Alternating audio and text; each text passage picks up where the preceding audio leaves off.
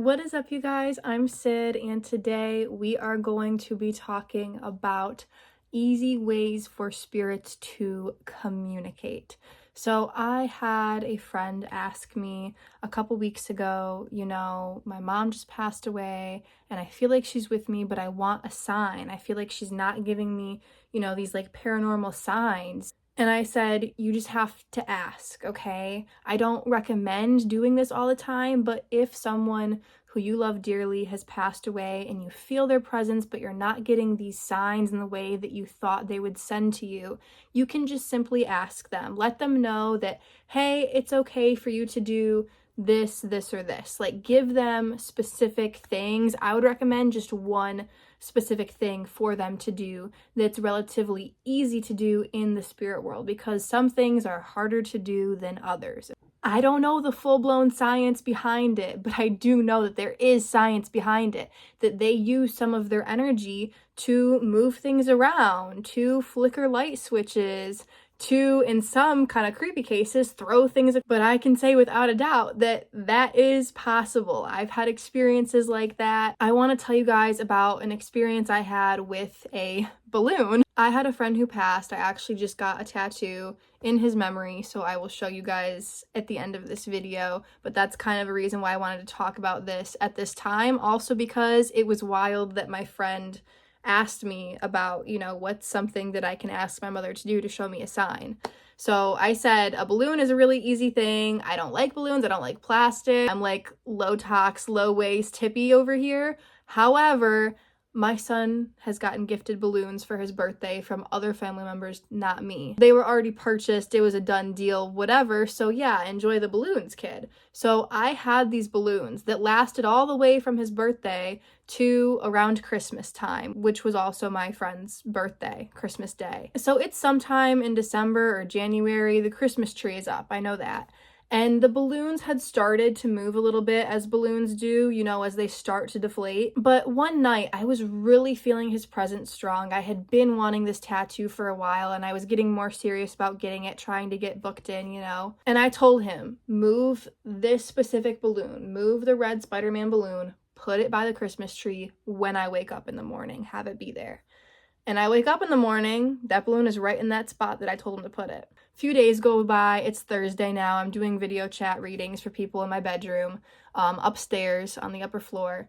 And I said, Louie man, if you're still really with me, and if you really want me to get those tattoos for you, if that's cool with you, if you approve, move that balloon from downstairs, move it up here, have it come right outside of my bedroom door when I'm done with this reading.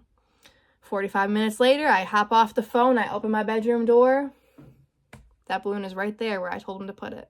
That's just one example. Things like balloons are easy, for spirits to move. If you want them to do a really specific thing, put something in a specific place, something kind of lightweight that moves on its own a little bit like that they can influence a little bit, is going to be an easy first kind of step for them to move things. I do not recommend telling them to do some creepy shit, but if you just want a little sign 1 or 2 times, move a balloon or something, that's cool. I don't see anything wrong with that, but it needs to kind of be a way to let them go, to not have them continue, giving these signs throughout your whole life. If there's moments where you really need it and you feel their presence, then I think that's okay. But I feel like this is kind of letting go and letting their energy do other things type of deal, kind of shortly after people pass or when you're feeling their presence, even if it's a few years later. But I wouldn't recommend doing this with certain spirits long term or too many times. Just a little disclaimer. There's tons of other ways you can get signs from deceased loved ones, okay? Shuffling your music and getting a certain song, either on your phone, on your YouTube Music, Spotify, whatever you do, or if you hear a certain song on the radio or in a store or something. That's a huge thing. I have a family friend who passed away, and there's a song that reminds everybody of her. I have another family friend who passed away. There's a specific song that reminds me of him. So those are definitely signs from those people when that song comes on. or it's just kind of your higher self knowing that you need that song and it's getting thrown in there, you know. Seeing certain numbers, seeing certain symbols, seeing certain spirit animals, all of those things, of course. However, I feel like those things are more so you and your higher self knowing what that sign and symbol is and having it appear in your life. I feel like when spirits move certain things like balloons or flicker certain light switches, that is more so their doing rather than your higher self and that spiritual connection showing you certain angel numbers and spirit animals. I hope that makes sense. There's kind of a difference between those two things in my opinion. But yeah, I'm trying to think of other things besides balloons that spirits can easily move. I mean, pendulums and copper dowsing rods come to mind.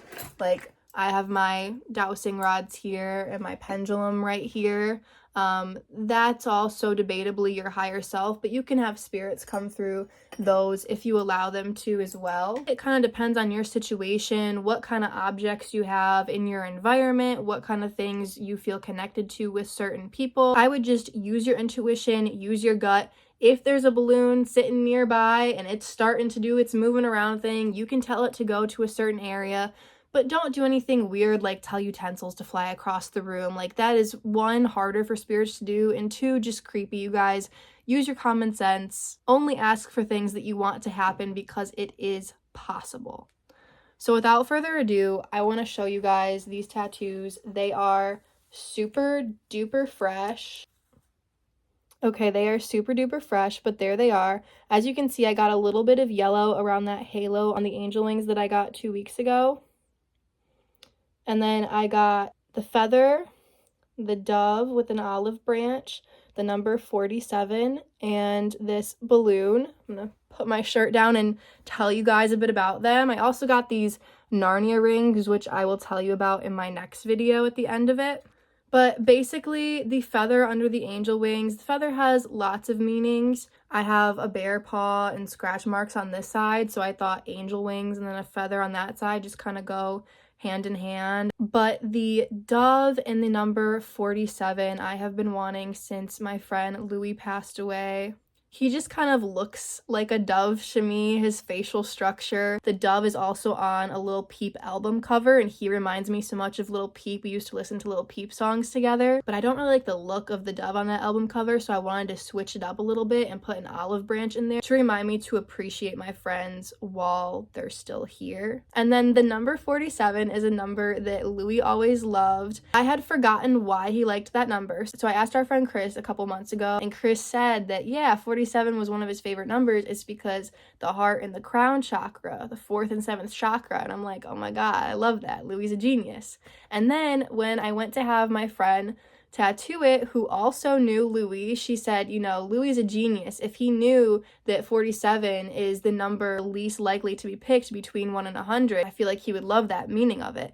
And once she said that, I was like, dude, that's how Louis explained it to me. Now I remember, like, that is what he told me when he told me it was his favorite number, was that explanation, that it's like the most rare to be picked by people when picking a number between 1 and 100. But also Chris reminded me that it's that 4th and 7th chakra that is why he loved it too.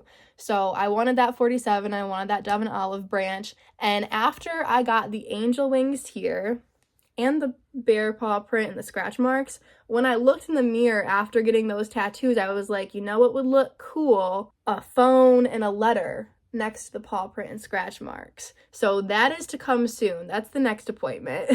But I was like, if I'm getting more over there, I need to get something over here on the other side of the angel wings. What should I get? And I was thinking, I was like, a balloon would fit pretty darn well right in there. So that's what I got, was a balloon and confetti. And I used to draw like little squiggle confetti by balloons like that all the time. I still do on like my dad's birthday card and stuff. Like, that's what I draw on it. Happy birthday, Dad. Balloon and confetti. Love, Sydney. Like, that's my go-to thing. And also because of this story of Louis moving the balloon. And also on the way home, I was kind of thinking about it. I'm like, wow, it's like a celebration of life. Like, it's a little party going on right there by that dove and 47 always. So yeah, I'm gonna end this video off now because for some reason I'm starting to cry. So I love you guys. Peace out.